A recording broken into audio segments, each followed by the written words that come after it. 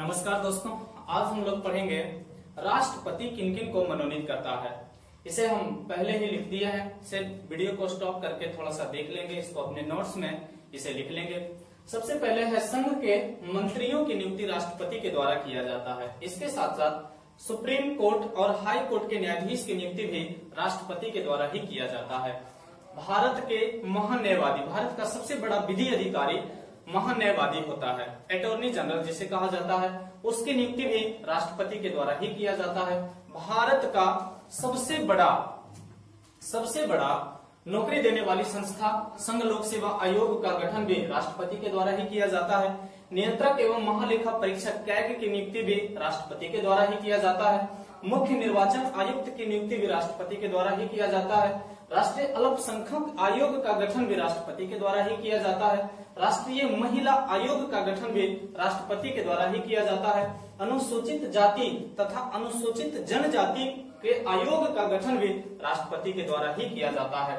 पिछड़ा वर्ग आयोग का गठन भी राष्ट्रपति के द्वारा ही किया जाता है। संघ राज्य क्षेत्र के राज्यपाल एवं मुख्यमंत्री की नियुक्ति भी राष्ट्रपति के द्वारा ही किया जाता है। देखो, सभी राज्य के मुख्यमंत्री की नियुक्ति राज्यपाल के द्वारा किया जाता है, जबकि दो केंद्र शासित प्रदेश दिल्ली और पांडिचेरी के राज्य के मुख्यमंत्री जो होते हैं उनकी नियुक्ति राष्ट्रपति के द्वारा किया जाता है। वित्त आयोग का गठन भी राष्ट्रपति के द्वारा ही किया जाता है।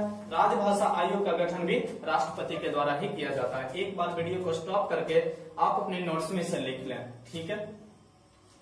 अब एक एक करके हम लोग चलते हैं। इनमें से सबसे पहले हम लोग ले लेते हैं वित्त आयोग। पढ़ना तो हम लोगों को सभी को है। इसमें पहले हम देख लेते हैं वित्त आयोग को। पहले हम लोग वित्त आयोग को पढ़ते हैं। वित्त आयोग, फाइनेंशियल कमीशन। वित्त आयोग का जिक्र अपने संविधान में कहाँ किया गया, सबसे पहले उसको देखते हैं। भाग की बात की जाए तो भाग 12 और अनुच्छेद की बात की जाए तो अनुच्छेद 280। मोस्ट बात हमारा यही है। वित्त आयोग का गठन भाग 12 अनुच्छेद 280, सबसे मोस्ट हमारा है अनुच्छेद 280। अब यह जो है वित्त आयोग एक संवैधानिक निकाय है। ये क्या होता है गुरुजी? बिल्कुल, संवैधानिक निकाय।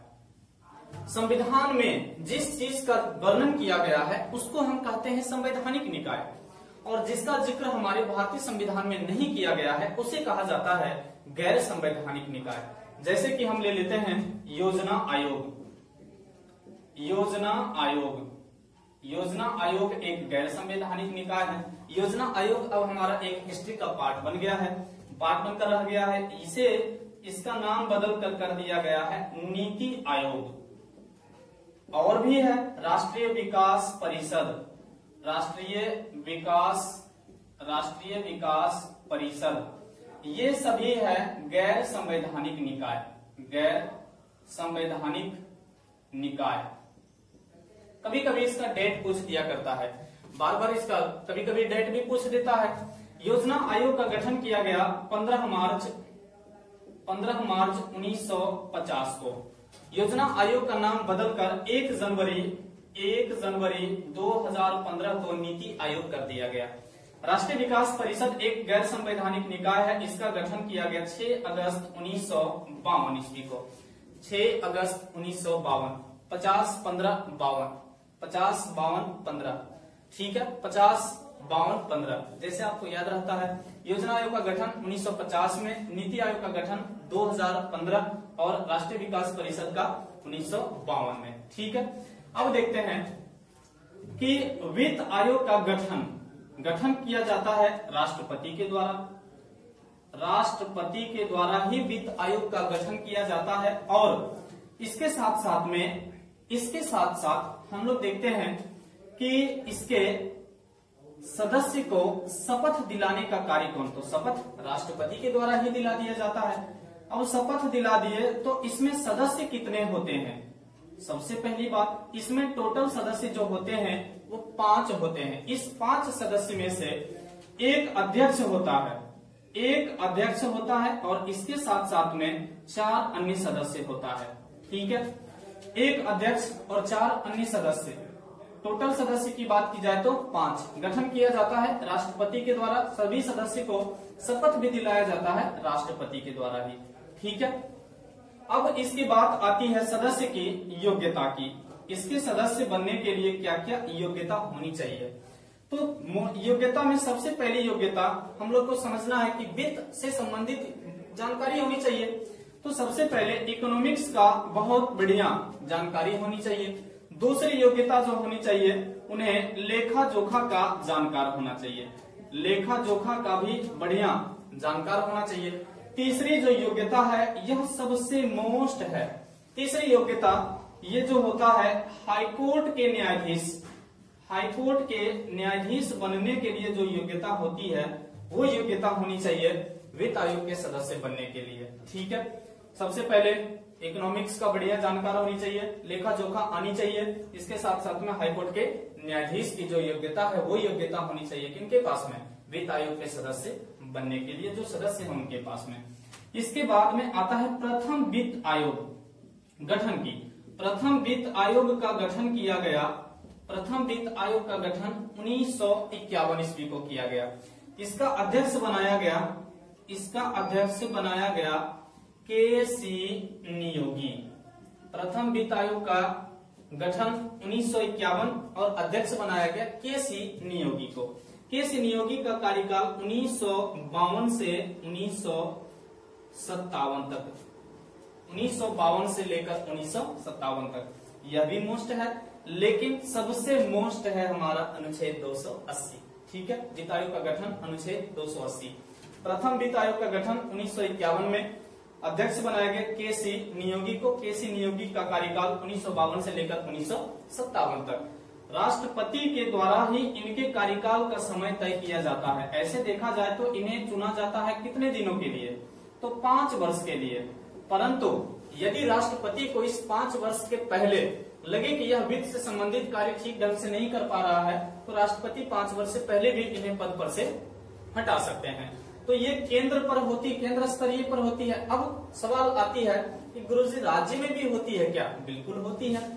राज्य वित्त आयोग का गठन, राज्य वित्त आयोग का गठन की बात किया गया है अपने भारतीय संविधान के अनुच्छेद 243 में। प्रत्येक राज्य अपने अपने राज्य में वित्त से संबंधित आयोग का गठन करेगा, यह बात कहा गया अनुच्छेद 243 का 1 में, पहला में कहा गया है। वर्तमान समय में जो वित्त आयोग का गठन किया गया है वह 14वां वित्त आयोग चल रहा है। 14वां वित्त आयोग चल रहा है और 14वां वित्त आयोग का कार्यकाल है, 14वां वित्त आयोग का कार्यकाल 2015 से 2020 तक। और वर्तमान समय में वित्त आयोग का अध्यक्ष है वाई.बी. रेड्डी। वर्तमान समय में वाई.बी. रेड्डी है। अब देखो 15वां वित्त आयोग का भी गठन हो चुका है और 15वां वित्त आयोग का गठन का कार्यकाल रहेगा 2020 से लेकर 2025 तक और उसका अध्यक्ष बनाया गया है एन.के. सिंह को।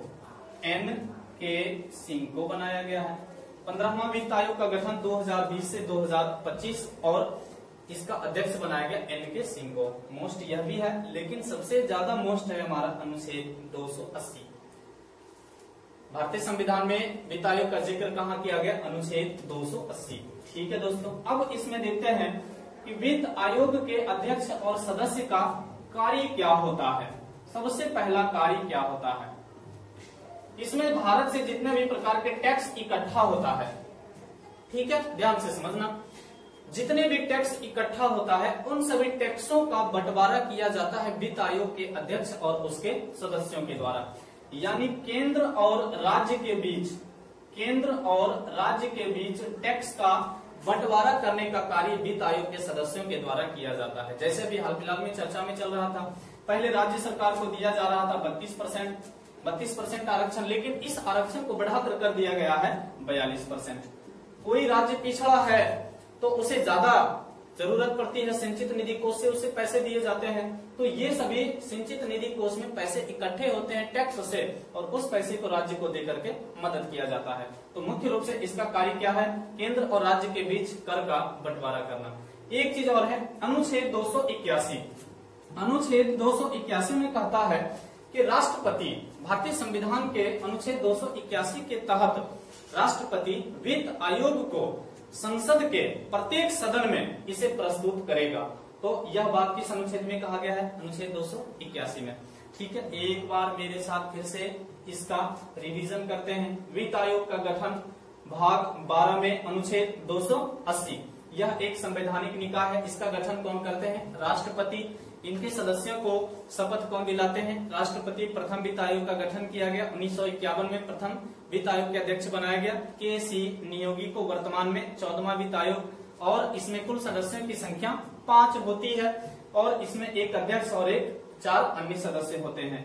इसमें जो योग्यता होनी चाहिए, हाईकोर्ट के न्यायाधीश की जो योग्यता होती है वो योग्यता होनी चाहिए। 15वां वित्त आयोग का गठन 2020 से 2025 तक किया जाएगा, और किसे अध्यक्ष बनाया जाएगा? एन.के. सिंह को। ठीक है दोस्तों, अगले वीडियो में हम लोग राष्ट्रपति से संबंधित जितने भी प्रकार के आयोग हैं 2-3 करके एक साथ ले आया करेंगे। धन्यवाद।